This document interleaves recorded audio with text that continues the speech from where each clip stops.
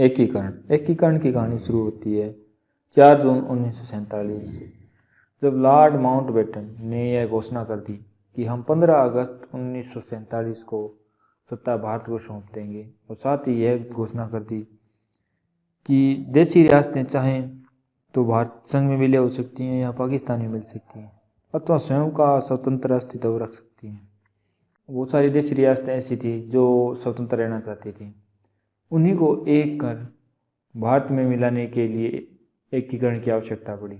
इसके लिए एक रियासती विभाग की स्थापना की गई, जिसका नेतृत्व किया सरदार वल्लभ भाई पटेल ने, और इस रियासती विभाग का सचिव बनाया गया पीपी मेनन को।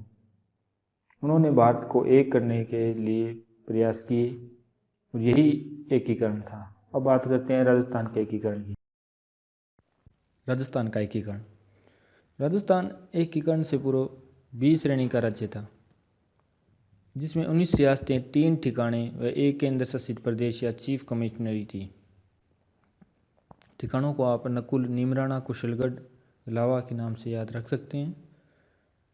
राजस्थान का एकीकरण शुरू हुआ 18 मार्च 1948 को, और 8 वर्ष 7 माह और 14 दिन बाद 1 नवंबर 1956 को समाप्त हो गया।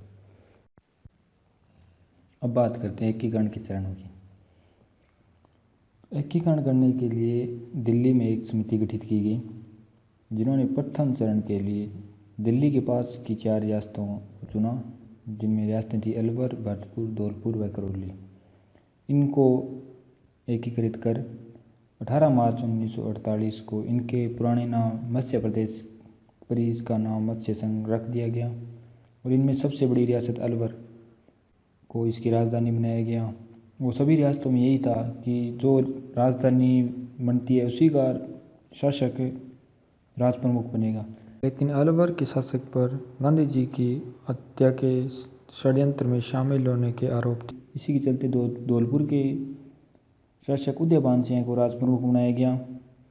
वह अलवर प्रजामंडल के प्रमुख नेता श्री शोभाराम कुमावत को इस संघ का प्रधानमंत्री बनाया गया। प्रथम एकीकरण के एक सप्ताह पश्चात यानी 25 मार्च 1948 को पूर्व राजस्थान की 9 रियासतों बांसवाड़ा, बूंदी, डूंगरपुर, झालावाड़, कोटा, प्रतापगढ़, टोंक, किशनगढ़ व शाहपुरा को जोड़कर एक संघ का निर्माण किया गया था, जिसे पूर्व में होने के कारण पूर्व राजस्थान नाम दिया गया, और इसकी राजधानी कोटा बनाया गया।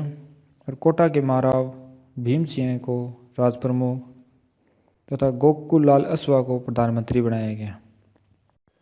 प्रथम एकीकरण के 1 महीने बाद यानी 18 अप्रैल 1948 को पूर्व राजस्थान में उदयपुर रियासत को मिला दिया गया, यानी संयुक्त कर दिया गया दोनों को। इसी के नाम के आधार पर इसे संयुक्त राजस्थान कहा गया, और इस संयुक्त राजस्थान की राजधानी बनाया गया उदयपुर को। यहाँ के महाराणा भूपाल सिंह को राज प्रमुख बनाया गया व माणिक्य लाल वर्मा को प्रधानमंत्री बनाया गया। इस एकीकरण का चौथा चरण पूर्ण हुआ 30 मार्च 1949 को।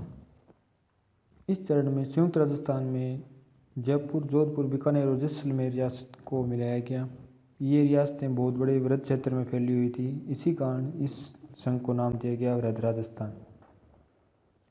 इस वृहद राजस्थान की राजधानी बनाया गया जयपुर को, और जयपुर के महाराज स्वाभिमान सिंह को राज प्रमुख बनाया गया, और उदयपुर के महाराणा भूपाल सिंह को इसका महाराज प्रमुख बनाया गया। श्री हीरालाल शास्त्री को यहाँ का प्रधानमंत्री बनाया गया। चौथे चरण के 15 दिन बाद, या यूँ कहीं 30 का आधा 15 मई 1949 को वृहद राजस्थान में मत्स्य संघ को संयुक्त कर नाम दिया गया संयुक्त वृहद राजस्थान, और इसकी सिफारिश की थी शंकरराव समिति ने। राजस्थान एकीकरण के छठे चरण में